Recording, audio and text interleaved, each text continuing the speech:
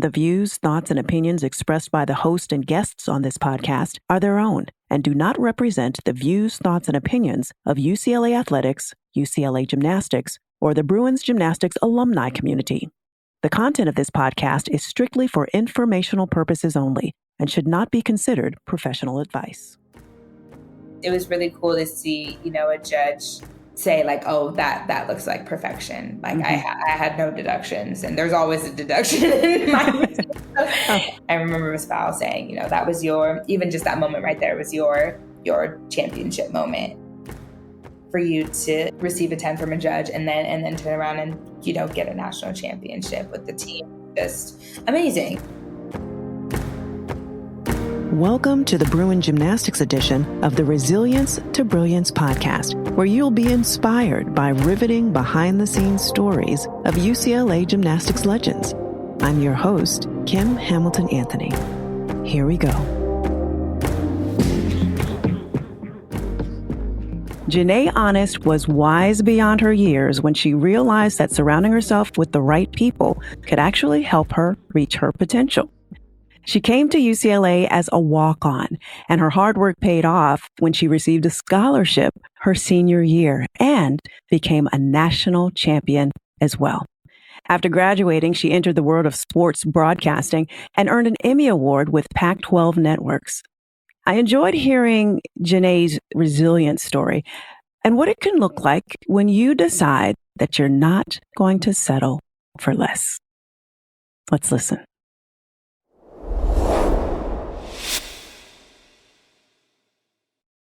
JaNay, welcome. Hello. So nice to see you. You as well. You look like such a dancer. I love it. Thank you.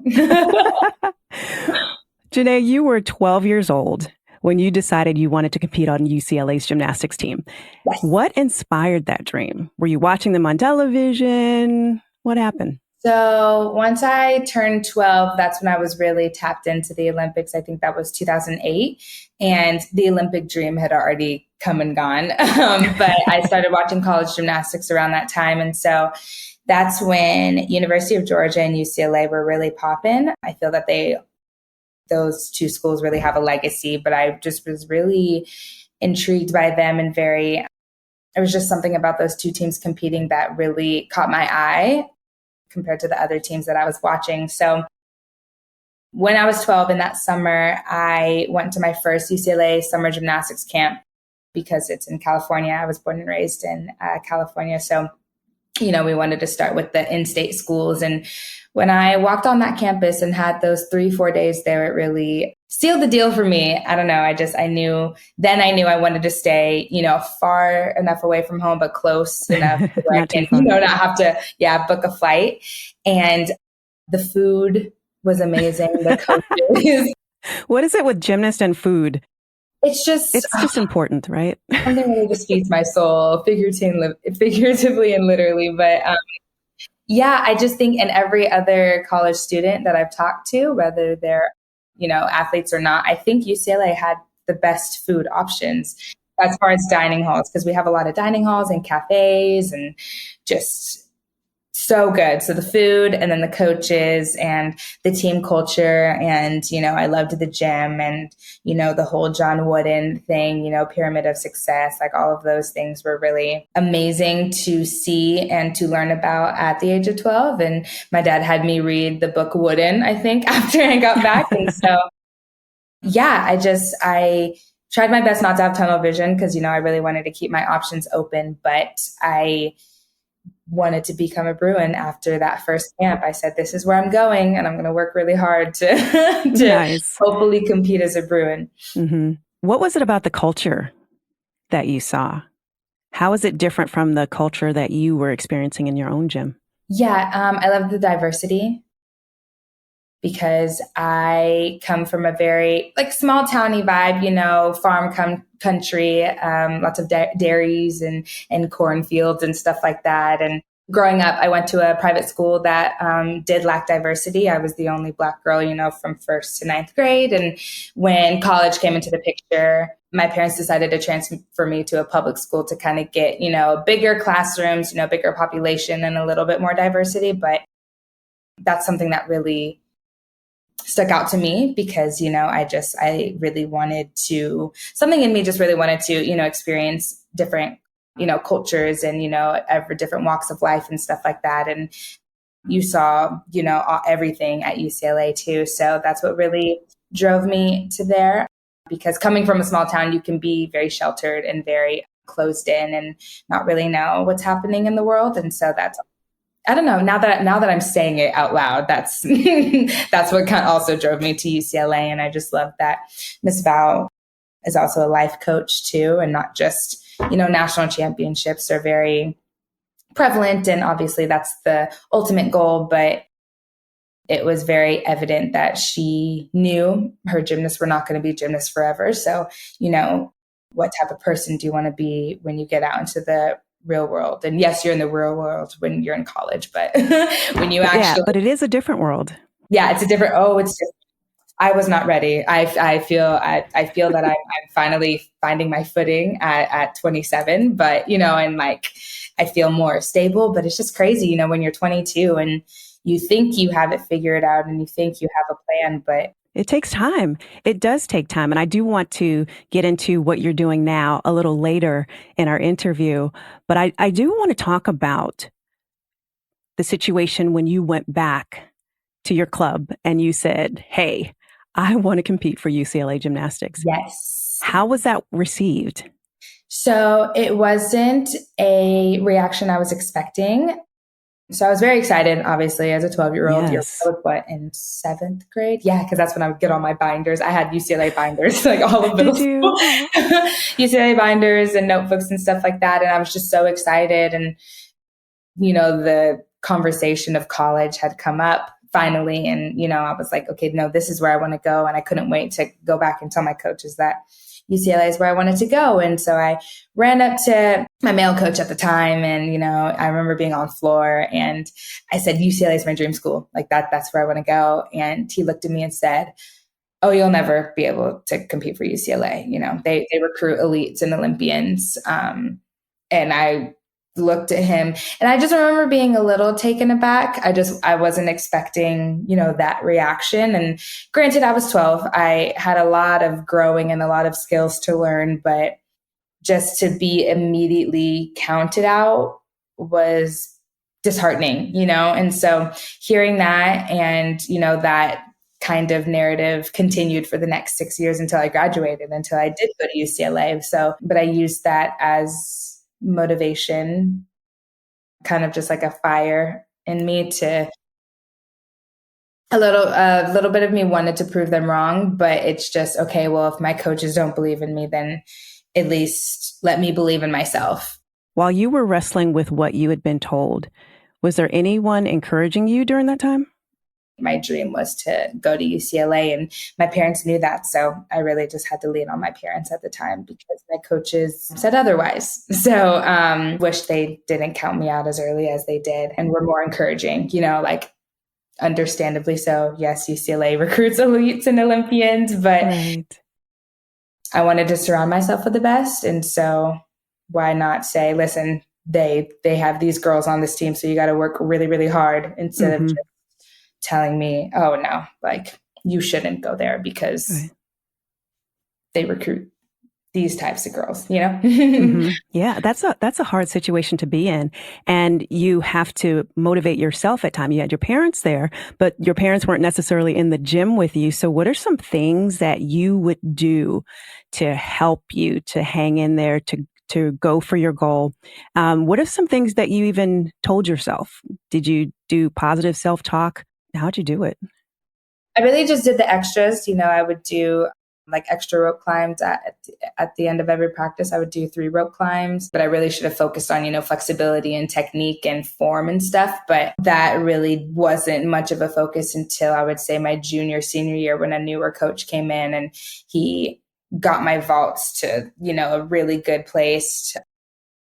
And because I didn't get that technique training when I was younger, because I would just throw skills and and you were strong enough to make it happen. Yeah, and it was more like, okay, she's got it. We'll throw it in the routine, but did it look pretty? No. I see. Yeah, so that focus came in around like junior, senior year, which, by then, at least when I was the recruiting time in my era, girls were already, committed and stuff and had been committed for a while. So I was a late bloomer, and luckily, some things work out for late bloomers and stuff and things open up. But yeah, so I think it was mainly, positive self-talk, I would say. I did the extras in the gym. I had a whole high beam that my dad got to put in our backyard, and with like a 4-incher and an 8-incher. So this beam was my least favorite, but also the event that I struggled the most with. So, I would practice extra on that, and I would do series on that beam. Yeah, I would do like in your backyard. Mm-hmm. All right. So, now, did it have padding, or what? Was it a real beam that you? A real beam, like a purchased? Real high beam. Yeah, oh my a goodness. Real high beam with the. Your dad was dedicated. Yeah. He's like, my baby girl needs a beam, and I'm going to get her a beam. Yeah, so it was with that, like 4 and like the standard like yes, mat, and then with the 8-incher on top. So yeah, we had mats and stuff, so I was safe. But I was a really hard worker, and I leaned into that. And once I got, better coaching when it came to technique and stuff like that, then I started technically getting better, and then that continued once I graduated from senior year. But yeah, I think just working to block out the negativity. But now, even as an adult, I'm still working on that, or working on the negative self-talk that sometimes comes up in myself. So around your high school senior year, had the encouragement changed? Was there hope? Because that's a long time, from 12 to 18. You have a lot of time for improvement. Yeah, not really. I still went to the summer camps every summer to let the coaches know that I'm like interested, and I would move up a level every year, and I'd get better every year, kind of thing. And I kind of built a rapport, is that the word I'm looking for, with the coaches, and they recognized me, and I would send them updates via email. And because I think now they have like whole Instagram like pages for recruiting. But back in the day, you used to send emails of meet updates and stuff. But yeah, no, I think when the time came to, start taking unofficial visits and official visits, they were really pushing other schools. And obviously UCLA was always at the top, and they would push other schools, and I would go visit them, but I just didn't see myself going there. I didn't see myself at the campus, but I went to go visit. So it wasn't a case where, they were pushing other schools, and I said, no, I don't want to give it the time of day. I did, we went all through California to all the other schools that have gymnastics programs. And we had meetings over dinner at Applebee's, and they were, talking about, you can be the top athlete, the top incoming freshman here. I remember just thinking, well, I don't have any intention of being the top all-around athlete. I already don't like beam, so I don't want to compete beam. But you knew what you wanted. I knew what I wanted, but also I knew that going to UCLA, I was not that great. I mean, I was good, but I knew I could be a lot better. And I knew that UCLA would make me a better athlete and also a better person, just because of the live coaching that Miss Val really leaned on. And yeah, that's why I really wanted to surround myself with the best, to be my best. I don't want to come in as a freshman knowing that I haven't reached my potential. And it was, I wanted them to see, like, listen, I want to reach my potential. Can you help me reach my potential, rather than, having me settle to go to another school that, you really want me to go to, and not really leaning into, my needs and what I want to do with my life. So what I love hearing about what you just said is you wanted to surround yourself with greatness, basically. Yes. So that it would motivate you, push you, make you better at gymnastics, make you a better person. And I think that is just important, not only in gymnastics, but in life. Who you surround yourself with. I mean, those are the key decisions that we need to make. Are we going to settle for less? Are we going to hang with the crowd that is not wanting excellence, not moving in the direction that we want to go? Or are we going to set ourselves up for success? Yeah. And it's a big life lesson to learn. And even I just really walk in that now. And I'm really intentional with who I surround myself with and people that elevate me and motivate me and people that want to be their best selves. And so we keep each other accountable and push ourselves. I think that's really important because looking at life as a journey and not a destination, that's something I really have to remind myself of too, because I think once we get to like our goal, then we're like, okay, cool. But it's like, no, it's this continuous thing, but also not rushing it either and not getting hard on yourself when something doesn't go your way. And, even if UCLA didn't have a spot, at least I did everything in my power to make that happen for myself, but they did have a spot for me. And so I took it kind of thing. And yeah, I think that was something that really shaped me today. But yeah, positive self-talk. I don't think that was much of a focus until I got to UCLA, because I think that's when my mental block started, because I had been told for many years. And once I was there, which you think it would all get better, but I think that's when the negative self-talk really, really, because I started getting a lot of mental blocks in college. Okay, so let's talk about that. Yeah. Who was JaNay Honest as a gymnast and as a person when she walked through those doors at UCLA as a freshman? Describe her. I was nervous. I was very excited that this was happening, that my dream was finally coming true. I was already a hard worker, so I knew, okay, well, I'm a walk-on, which means, I have to work really, really hard to prove myself. I mean, I'd already proven myself. I'm here. And Miss Val made it very evident that, listen, we're all on an even playing field. People with scholarships don't have a leg up. Like, everybody is on the same level. So that made me feel better. But I just felt that, being a walk-on, and holding the walk-on legacy, because, there's a long list of walk-on legacies at UCLA, and it's really cool to be a part of that. But just, really wanting to make my mark, not just be on the team, but, I wanted to see what I can accomplish and how good I can get when it came to my potential. But yeah, so I didn't speak up as much. I wasn't very outspoken. I'm a leader by example, but as a freshman, you're just trying to figure out life, parents aren't doing laundry for you anymore. You got to wake up by yourself. You got to set your own alarm. So I was really just trying to, that already is a huge adjustment as it is. And then, me really figuring out, okay, now I'm here. Now, how am I going to compete? I just kind of saw it as a stepping stone, But once I got through the doors and was on the team, now it's okay, how am I going to compete? What events do I want to contribute on? Not balance beam. I was really beam is not it. But yeah, my coach at the time, because I think it was Dom Palanchi and Miss Val, Randy, and Chris. But so Dom was working with me a lot on beam actually freshman year. He pulled up videos. I saw him the other day and he pulled up videos and I said, wow, we were almost there. We just didn't have a dismount, but I did I just wasn't the greatest at it. But yeah, so once I got there, it was okay, so how am I going to contribute? What do I really need to work on? So it was really a lot of technique, a lot of stretching. Ms. Val bought this ballet foot stretcher specifically for me to use. Tell me about that, because a lot of transformation took place with you over those 4 years while you were at UCLA. So tell me about the little foot contraption. Yeah, so you can probably pull up a video.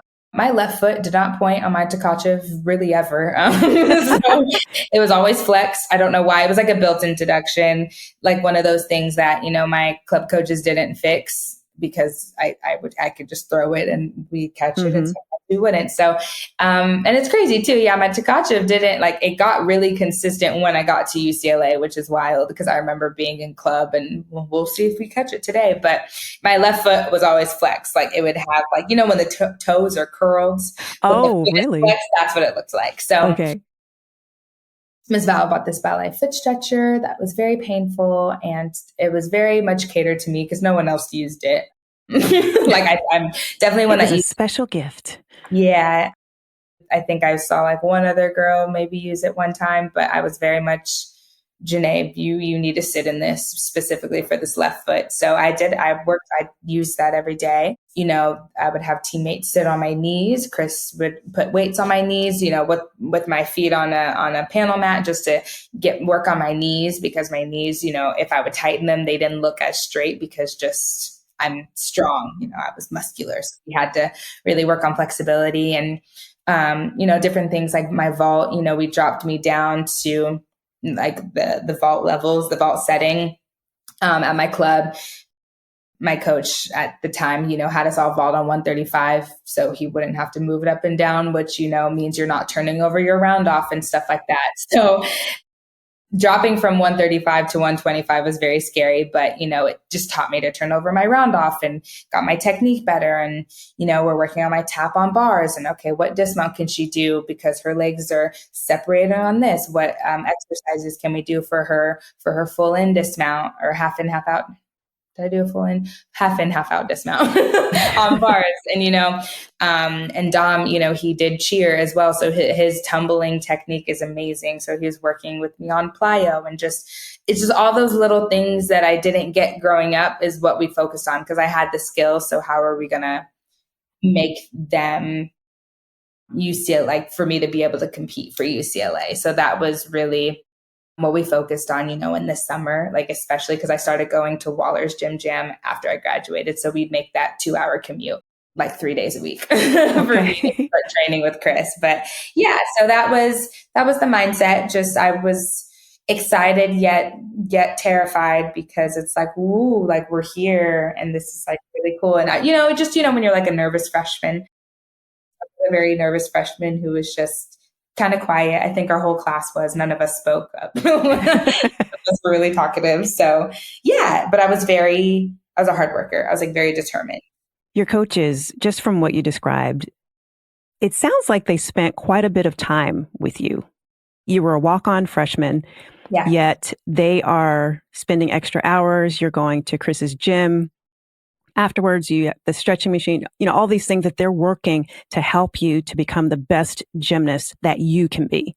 Mm-hmm. How did that feel to have coaches who believed that you could be better? It was amazing. I think that's why me and my parents made the sacrifice to drive down and make that commute until I was able to go to campus, first summer school.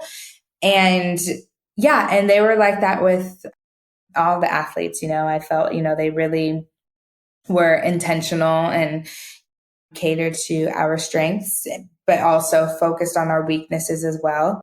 Tell me about the time when you thought you may have made a mistake when you chose to go to UCLA. Was that a season of time? Was it just a moment, a thought? It was a specific moment, I think. And it was when I was first buying my books my freshman year, and books are so, so very expensive. Like some of them are like $150 a book. It's insane. They're very, very expensive. And so I remember getting all my books and swiping, my credit card at the time. And I said, oh my gosh, like if I would have gone to, another school or to the school that, my club coaches wanted me to go to, or like taken a full scholarship elsewhere, because I turned down other full scholarship opportunities to be a walk-on. And what if I didn't? What if I, went somewhere else and, I wouldn't have to pay for my books and my parents wouldn't have to help me so much. I could have given them, a little bit of a breather. And, maybe I could have sacrificed my dream in order to just not pay, not, have them help me pay through school.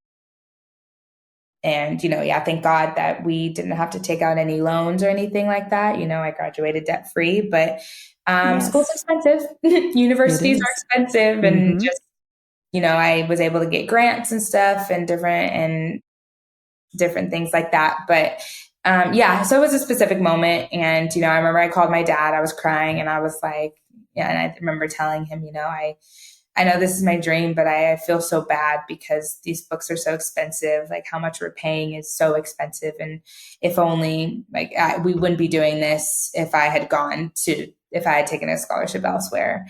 And he just told me through the phone, he said, "JaNay, this is your dream. We already talked about this. Me and your mom have your back, and you're going to live out your dream, and you don't need to worry about, what you're worrying about right now. So stop crying. Like, you're okay. You're where you're supposed to be, and really sit in that." So it was just a moment, but I just remember calling my dad being really upset because, like you when you think like these could be free, like if I would have just made a different decision. But I know every time if I didn't go to UCLA, I would be in a completely different place in my life. I wouldn't have the people I have in my life right now. I wouldn't have the opportunities that I do right now. I would be in a completely different place. Something that one of our weight coaches told us, it was in our senior year, like we had just finished nationals, and it was like a parting thing. And he said, just know that whatever decisions you make are the decisions you're meant to make, because that's leading you on the life that you're meant to lead. And so that's something that I always need to remind myself of, because sometimes you want to question your decisions, or, I work really hard not to have regrets, because you pull, knowledge from every bad experience, even as bad as they can be, but you learn from them. And so I always like to remind myself of that quote too. You mentioned having no regrets. I look back at your situation. Had you chosen to go to another school and get that full scholarship, you would have always wondered for the rest of your life, could I have been a UCLA gymnast? Could I have competed for that gymnastics team? Oh my goodness. Like that's something that I've never thought of, but that's so true. Like that would have crossed my mind. And my dad, always, again, my dad, but oh, they have UCLA has like the best doctors. Like if something happens to the president, they're flying him to Ronald Reagan Center, and so even just with the surgeries that I've had to get, I had 2 surgeries when I was at UCLA. So just imagining, the knee condition that I have, how that would have played out if I went to a different school, or, it's just, I just think about those different things. And yeah, no, I would have always wondered, and I'm glad I tried. And I'm really glad you tried too. I am so glad you tried. And not only did you try, but you succeeded. You ended your career at UCLA scoring a perfect 10 on your final uneven bars routine. That is incredible. And as a result, you helped UCLA to win their 7th national championship title. Not many athletes can end their career that way. Congratulations, first of all. Thank you. Thank you. Yeah. When I was talking about my form and my technique issues and all the things, and receiving a 10 from a judge, I don't think you would have ever got me to believe that, because I will always be grateful for, a 9.875 and a 9.9. Was that foot still doing its little thing? No, or had you fixed that? It was pointed in this routine. Okay, there you go. There you go. But no, yeah, it was really cool to see, a judge say like, oh, that looks like perfection. Like I had no deductions, and there's always a deduction in my routine. Yeah. And just, I remember Ms. Powell saying, that was even just that moment right there was your championship moment, for you to, receive a 10 from a judge, and then turn around and, get a national championship with the team. Just amazing. Yeah. Another thing it doesn't happen too often. So I hope you celebrate it like nobody's business, and that you continue to enjoy the fact that you were able to accomplish that.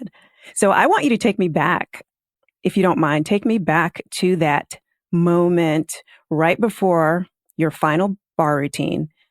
I want to know what you were thinking. Yeah. Were you ready? Were you pumped up? So this is the only event I'm competing. And I knew if I told myself, okay, this has to be perfect. This is your last routine ever. You need to get a 10. You need to be perfect. You cannot make a mistake. If I was telling myself that narrative, I knew it was going to put too much pressure on myself, and I would have inevitably messed up. So I just remember telling myself, just do what you normally do. Like, this is just another meet. You don't have to, because we're at nationals, we're at nationals and because it's your last routine ever and because you're going to hang up your grips after this, you don't have to do anything different. Like just do what you normally do. You've worked really hard. You have, focused on the technique, you've done all the work. So like, let the work do its thing and you don't have to do anything extra. And so I was really honing in on that. And so I remember saluting, and I always would take a deep breath and put my hand over my diaphragm and say, like faith, or just to have faith in myself, and everything will be okay. And yeah, I just like took it skill by skill. I was like, okay, hit the handstand. Great. Throw, catch the bar. Great. Okay. Handstand. I was just, really staying in the moment. Knees, I was just really focusing on everything. And by the time I got, and you always know that last handstand before your dismount, you really want to hit it. And so I was like, get your shoulders over, hit. Okay, great. Now don't just do your normal, because sometimes you can get too amped up on your dismount. I was like, just tap normal, tap it up. And I stuck it. It was, I don't know. It was just, it's kind of like I went on autopilot a little bit, but I wanted to also just stay present in each skill, like not like go blackout or anything, but and I just remember looking at Chris, gave him the biggest hug, ran down, and I was like, okay, that was my job. I did my job. I just wanted to be able to do my job. Yes. And that ended up being the best, and I mean this, like the best bar rotation we've ever hit in this year, like in a competition or in an inner squad or in practice. Like we've never all hit, like our bar lineup has never hit like we did at nationals before. And it was amazing. Like we got our highest score we'd ever gotten on that event. And then that carried over into beam too.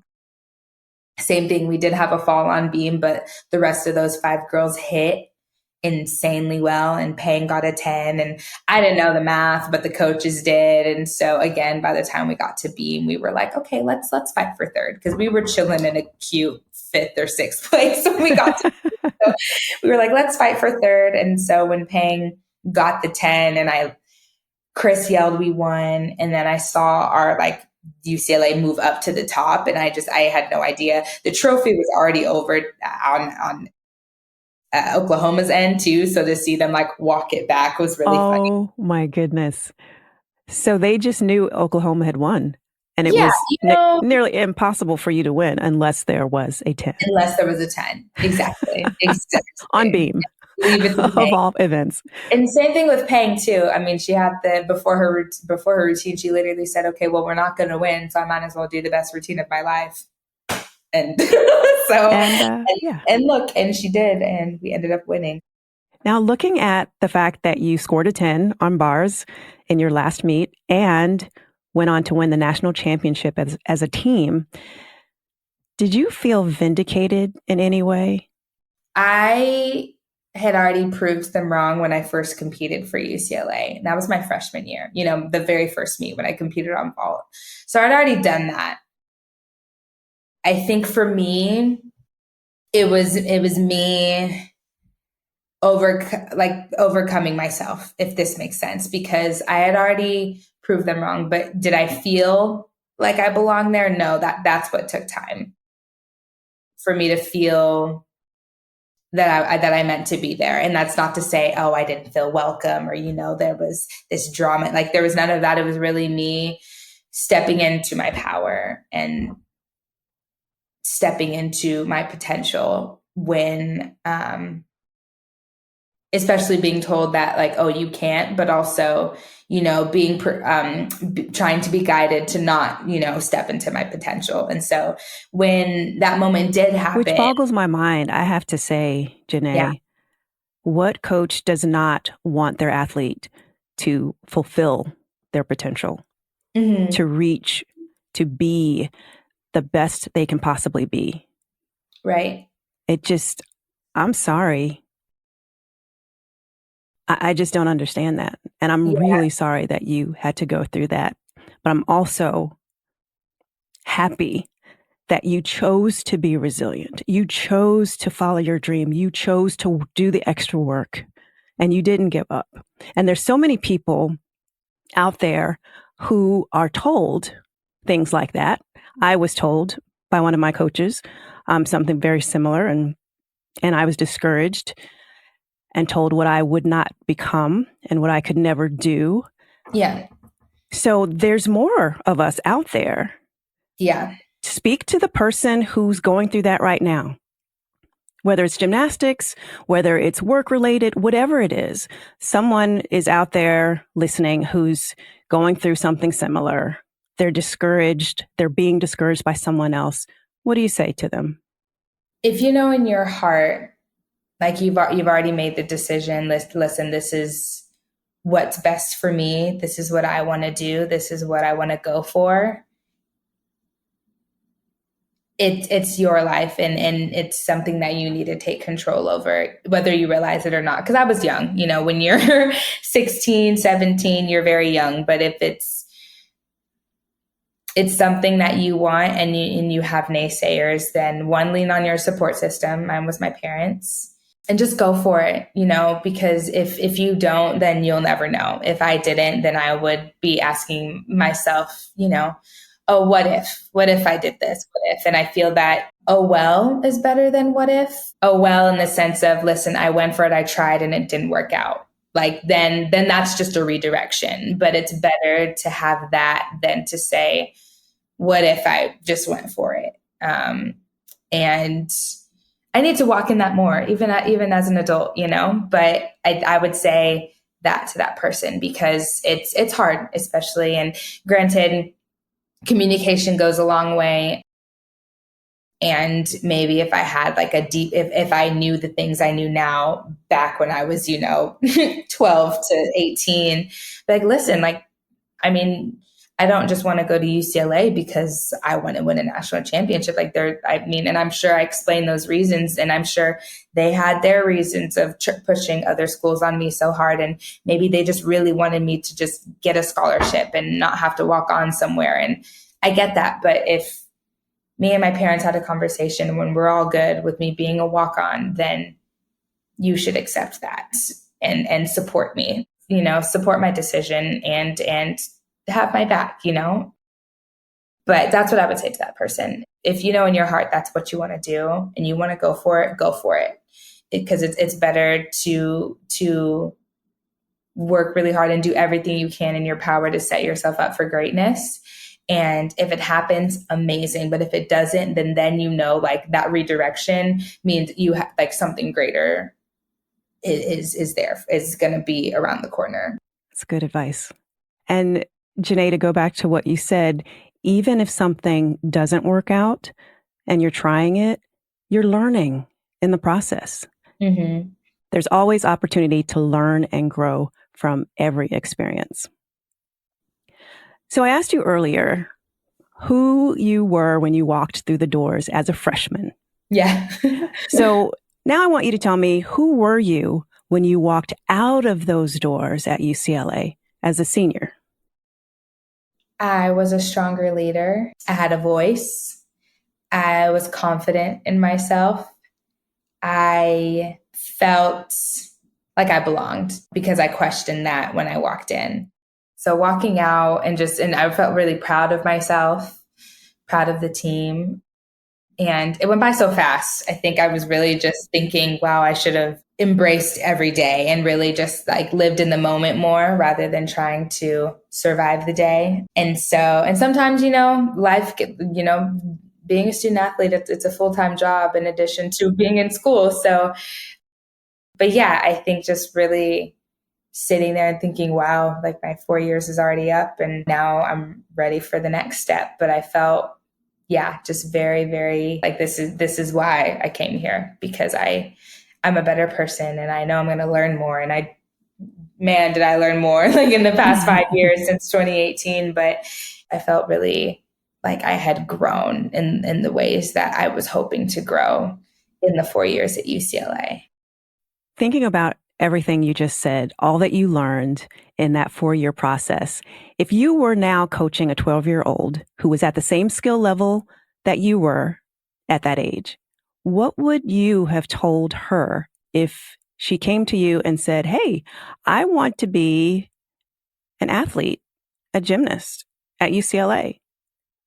So one, I'd be very excited and happy that she told me her dream, right? And then I'd be like, okay, I'm going to do everything in my power to get you to where you need to be to compete there. If that is your dream, then it is my job to get you to where you need to be recruited by them. But we're going to look at all of the things, like skill level, but also school, what is UCLA known for, when it comes to like they have business and law and like, do we want to be a doctor? Like we're going to look at all these things. And I would say, okay, they recruit elites and Olympians. So we're going to work really, really hard. We're going to work really, really hard to get you to that level so you can be on an even playing field. You're throwing your brilliance all over the place. That's true. You are. You really are. Tell me what you're doing these days. I know some of it, but I want to hear it from you. I have a full-time job. I work in a law firm in HR. LA is very expensive, so we need something to pay the rent and the bills. Consistent yes, pay, right? Yes. I wanted to stay in LA because I dance and I wanted to get into broadcasting, sports broadcasting, and LA felt like the hub for that. And also in the dance community as well. I feel for dance, it's either here or New York. So I also do sports broadcasting for Pac-12 Network. So that is, I broadcast as an analyst and sideline reporter seasonally during the gymnastics season, which is, that's January to April. And then during the spring, summer, and fall months, and now looks like it's going to carry into the winter, I do choreography, whether it be for beam or floor routines, but I also do other choreography as well. I choreographed my first fashion show for the first time, dance routine. So any and all choreography I do. I also am in the choreographer for Beam Queen Boot Camp, which is Samantha Peshik's company, her Claire Traveling Clinic. So we travel all around the country and I teach them like an actual dance. I think that's what I'm very passionate about. If you look at gymnastics at any level, especially at the elite level, it can be very static and very posy. And I kind of want to blend that, the dance realm into, gymnastics. Obviously it's artistic gymnastics. So we need to have that artistry in there and, teaching girls to really be confident in themselves and movement, and even just introducing them to movement that they've never even done before, whether it be hip hop or dance hall or anything like that. So that's really cool to see. And then I dance as well. So I'm in a mentorship. It's yes. A lot of work. We're intense, tough training, whether it be 2 to 4 hours of training, 2 to 3 times a week, Cameron Lee's dance mentorship. And that's a big deal that you got into that. Yeah, so it was an admissions process. So I was accepted into it. And what was the process? Basically, what you do is you submit videos and then you submit a write-up as to why you want to be in the mentorship. And I'd been in a music video before and commercials and stuff like that. I did stunting for a hot second. I'm not anymore, which is why I didn't add that in there. But, I feel every gymnast at some point has like stepped into the stunting realm. But I love dance, one, because it's still hard on the body, but easier than stunting. But I've always enjoyed it. I did dance and gymnastics at the same time. I was on the dance team in high school. That was the one, it got me out of PE. And 2, I was able to really lean into the performance quality that I loved about it. I did the rallies and the dance shows, and I love the whole process of, learning a piece and rehearsing it, and then, putting it on a stage and performing it in front of people. I've always loved that. So after retiring from gymnastics, because, I think I took maybe 2 dance classes in the 4 years that I was competing. So I decided to step back into the dance realm. And just because I love it, I'll always take classes, but I felt very static just taking classes. I got into heels, which is my jam. I love heels. That is my favorite style. But yeah, I wanted to be versatile and take different styles, and kind of similar mindset of, the reason why I went to UCLA, because I want to reach my potential. I want to reach my potential as a dancer, and so whether that leads to a tour or more music videos and stuff, regardless, as long as I'm getting better as a performer, because I think inevitably it's helping me as a choreographer when it comes to teaching these young gymnasts movement and choreography in general. And, and if I would love to be a part of a dance company. Cameron Lee also has a dance company as well. And so I will be auditioning for that. And yeah, I just love performing. It's like my safe space. There's a dance studio in my complex, and I go in there when I just need a space to breathe and to move my body. And, whatever I'm feeling, I allow my emotions to flow through my movement. And I love it. So regardless, the reason why I'm in it is just because I love dance, and I want to get better. I don't just want to take class just to take. I want to elevate. It's like a journey, yes. Right? That's a theme throughout your life. You want to elevate. You want to surround yourself with high quality people, with excellence. Yes. It's wonderful. Now, tell me how to reach you. Say I want you to choreograph my floor routine. Do you have a website, social media? Yeah. So all of my social media is at JaNay Honest, no underscore or anything like that. It's just my name. And then you can email me through there, or my email also is just JaNayHonest@gmail.com. And yeah, so that's just how you can reach me. Final question. Mm-hmm. What does living in brilliance mode look like for you? The way that I am giving back to the gymnastics community, whether it be through dance and choreography or when I cover gymnastics and broadcasting. Just really, I'm in a place in my life where I can really tell that I'm walking in my purpose. I'm living a life bigger than I ever dreamed of. And so really leaning into what fills my soul, which is dance, and sharing that with the next generation has been amazing. And being able to still be connected with the gymnastics community through broadcasting has been phenomenal. It sounds like you're just living in brilliance mode, period. Because what you described is exactly what you're doing. Oh, perfect. Okay. You're living in brilliance mode, sis. It's easy to compare yourself to others, being in the social media realm and stuff, but knowing that everyone's on their own individual journey and understanding that I'm in my own individual journey and it's not going to look like anybody else's. And I have to remind myself of that. And that's how I stay in my brilliance mode, because I'm doing great. I like that. JaNay, thank you so much for taking time out of your day to be here. You have a lot going on. You could be anywhere right now, throwing brilliance, right? But you're here with me, and I'm so grateful. Thank you so much. And I'm grateful for you. And I just absolutely love you. Honestly, you were one of my first interviews as sideline. So I'll always remember that. And I love just getting to connect with you and speak with you and talk about life, because it's important and it's amazing. And you are amazing. So thank you for having me.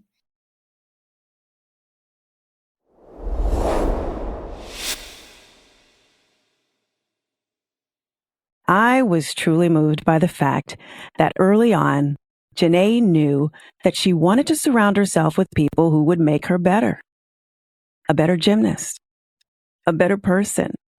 And I commend her for taking that mindset into her current pursuits. Sometimes we're tempted to go for that opportunity that makes us the big fish in the small pond, or we're tempted to surround ourselves with people who make us feel good about ourselves.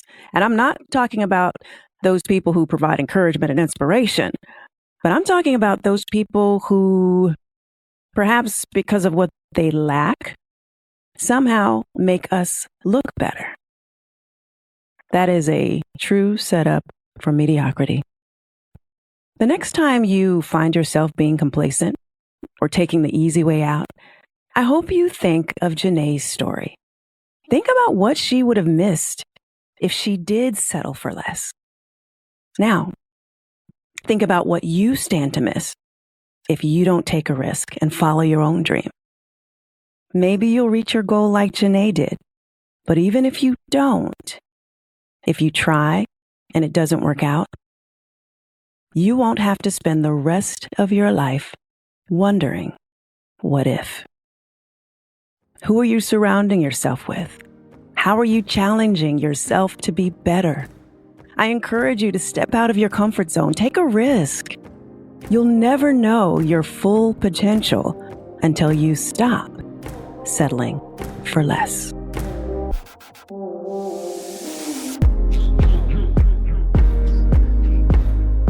Thank you so much for listening. If you want to find out more about JaNay Honest, check out our show notes on inbrilliancemode.com/podcast. And to connect with the Bruin Gymnastics alumni on Instagram, follow us at UCLA Gym Alumni. Any use of this podcast without the express written consent of Brilliance Mode is prohibited.